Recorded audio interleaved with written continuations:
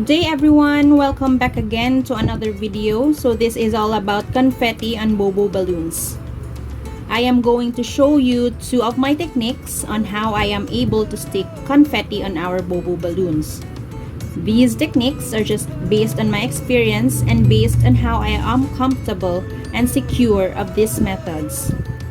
If you have any reactions and suggestions or any more helpful advices, feel free to express them on the comment section below. To begin with, I am going to show you the materials needed. First, you have this electric pump, the confetti,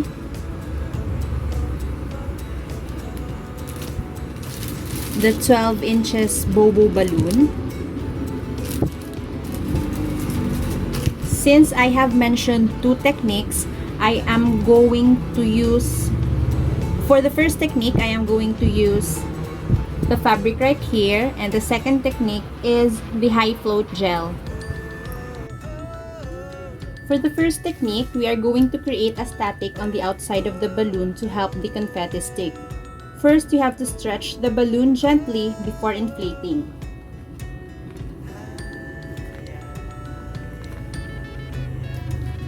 This really needs force to stretch the balloon.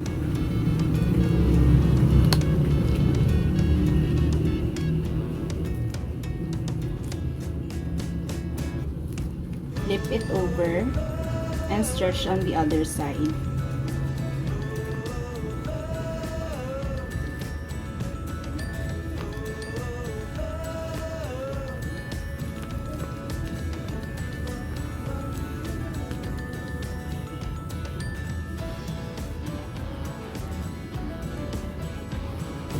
So let us start to inflate the balloon to its desired size.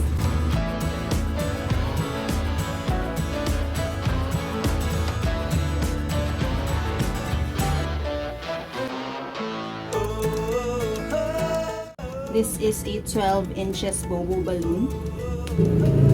After that, we can release the air inside again and start rubbing.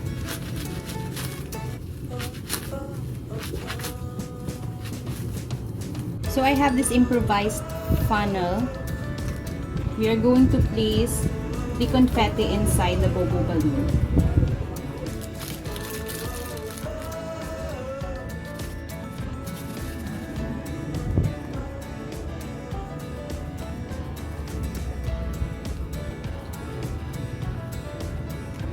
So let us give some air inside the Bobo balloon.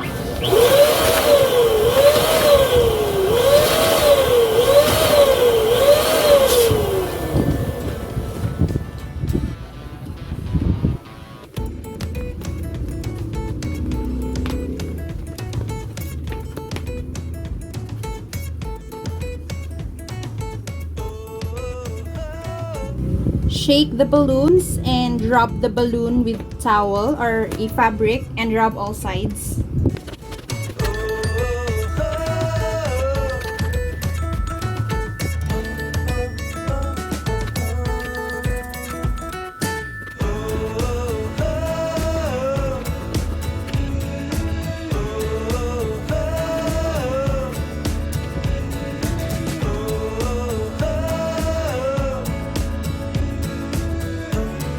For the second technique, I am going to use this high float gel. This is how it looks. So the main purpose of this high float gel is it effectively extends the floating time of a latex balloon by 5 to 10 times. But for my purpose, I am going to use this one to effectively allow the confetti to stick to the Bobo balloons. I will show you how, so let's start. So again, we are going to stretch the Bobo balloons from all sides.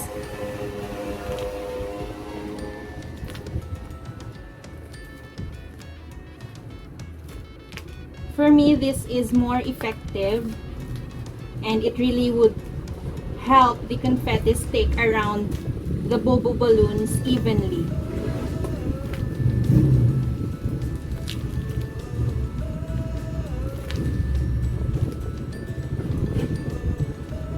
us put some air, a little air, inside the balloon.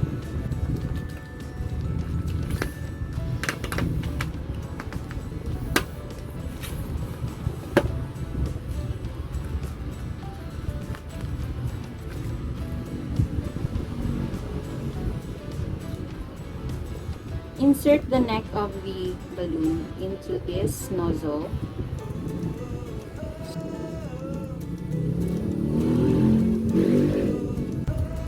For this 12 inches balloon, press twice to allow the liquid to get in the surface of the balloon.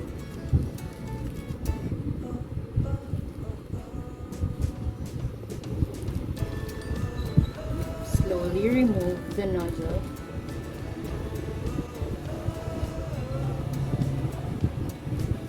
As you can see, the liquid is in there. Then gently rub or press until the liquid is all over the balloon.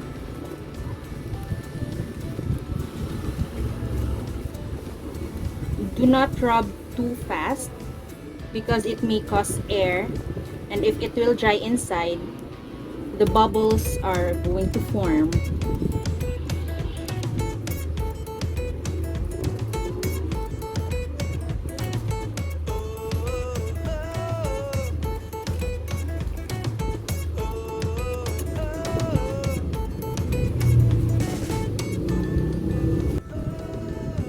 So let us place the confetti inside the balloon.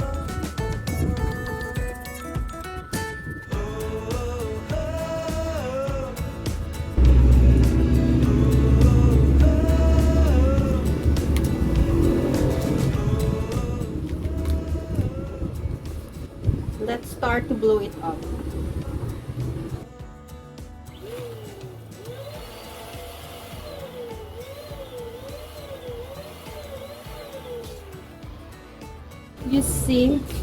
You see the difference of the first technique and the second technique. This is more effective, right? And the confetti are evenly distributed on the surface of the balloon. After tying, allow the balloon to dry like for 5 to 10 minutes, because as you can see,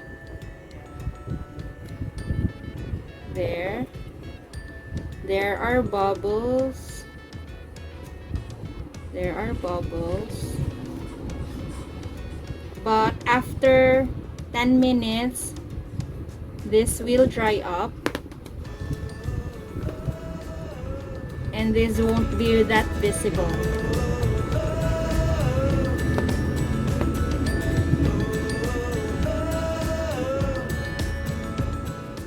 Thanks for this high float gel for a hassle-free way to allow the confetti to stick inside the surface of the balloon.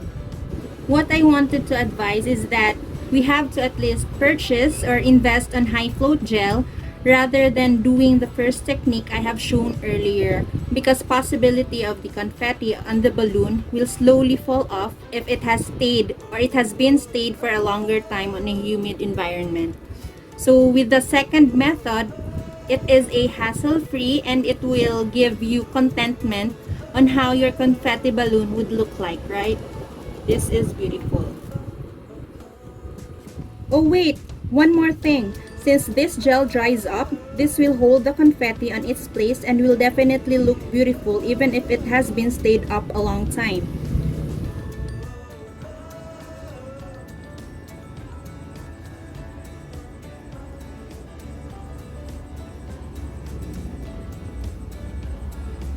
That's it guys, hope you learned something from this video, and please don't forget to hit like, then subscribe and click the bell button.